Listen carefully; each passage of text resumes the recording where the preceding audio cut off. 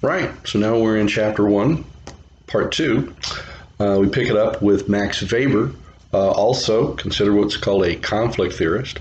And he begins to talk about issues related to value-free research. Up until this point, it was completely normal for researchers to take a point of view and to sort of like push that point of view in their research rather than trying to be value-free and letting the science take over.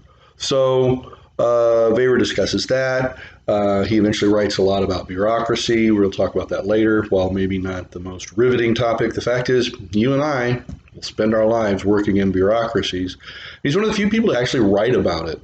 The other key thing that isn't in your book is that Weber is actually having a conversation, as most great authors do.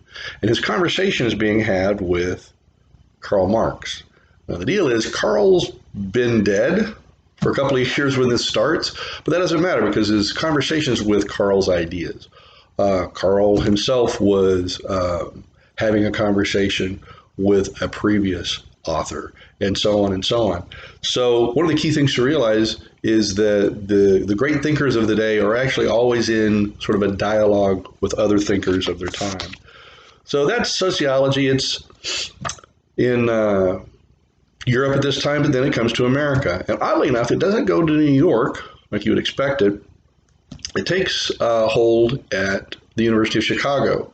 And some of the great American thinkers of sociology at first are Robert Park, Mead, and they're at the University of Chicago, and they're taking sociology to its American level.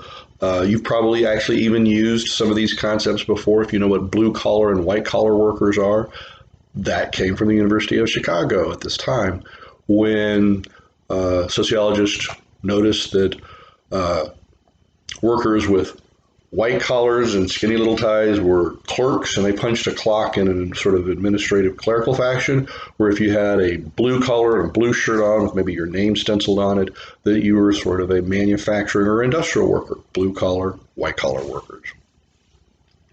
But all is not well at this time. Still a lot of misogyny going on in the country and in the towers of academia.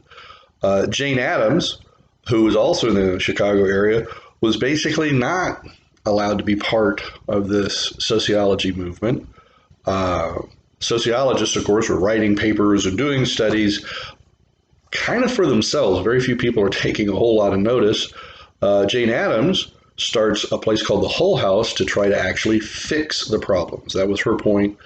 Well, if you know what's causing problems in society like poverty, why don't you fix them?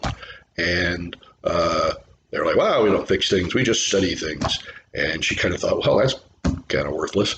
So she starts her work, gets the Nobel Prize, but more importantly, probably for us today, starts social work. That's the discipline that she starts, which is focused on fixing the problems of the day. W.E.B. Du Bois is the person responsible for starting the second sociology department in the United States at Atlanta University. And also we see another aspect of the academy at this time.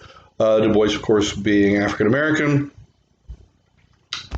not welcome in the halls of white universities, but starts his work at Atlanta University and actually kind of shakes the entire system and the country up because he writes the Philadelphia Negro, a social study, 1899, and helps starts several academic journals, helps co-found the NAACP.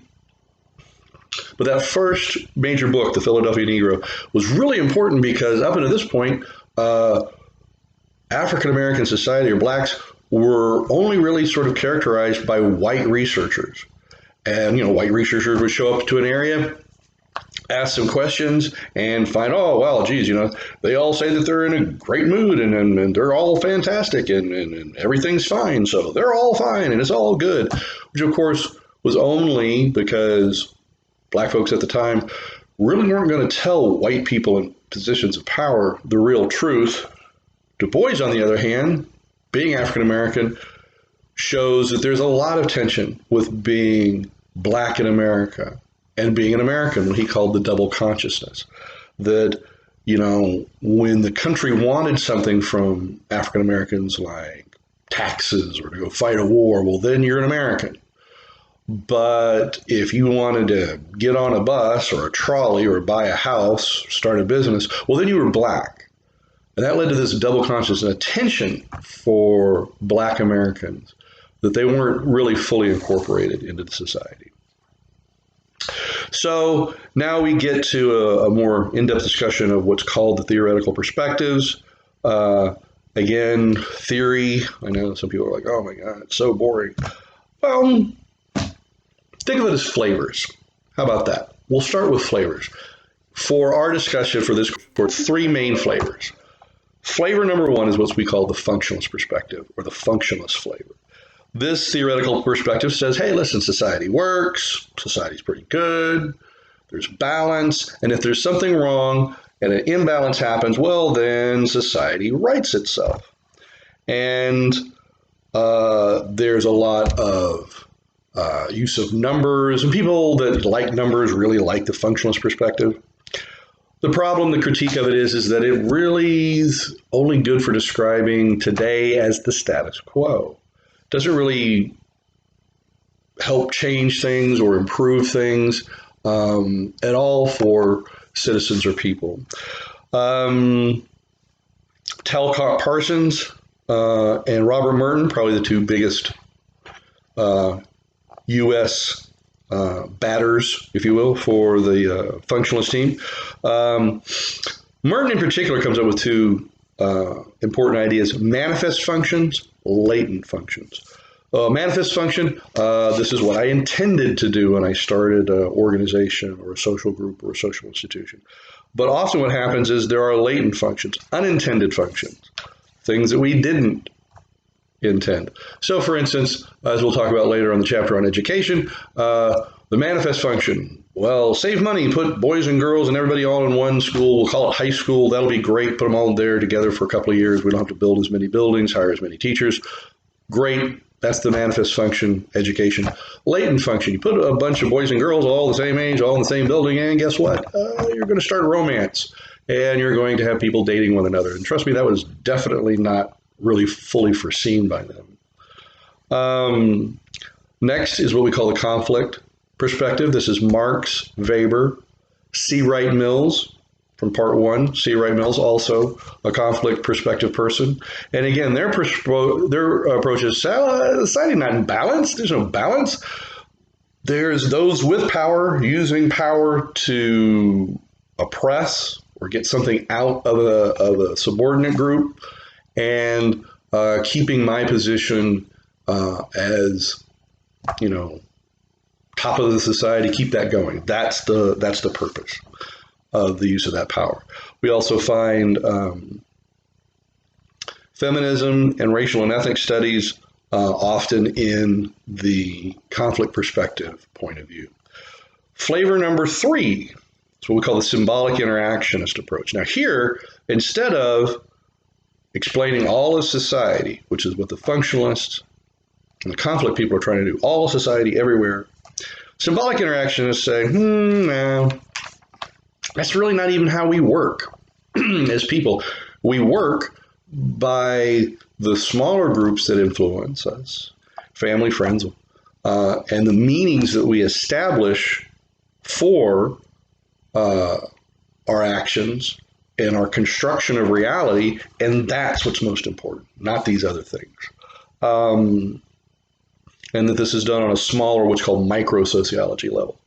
The book also talks about the postmodern perspective. Honestly, we're not going to spend a lot of time with that. A couple of chapters I'll point out some important theorists, but those three are the most important flavors of sociology I want you to get.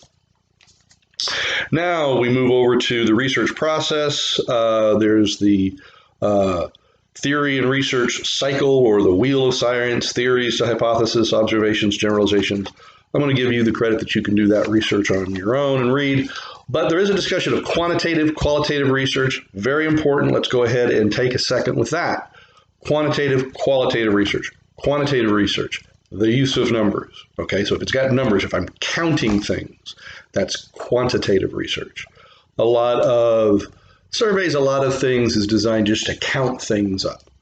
But qualitative research is different. This is where I ask why and how questions.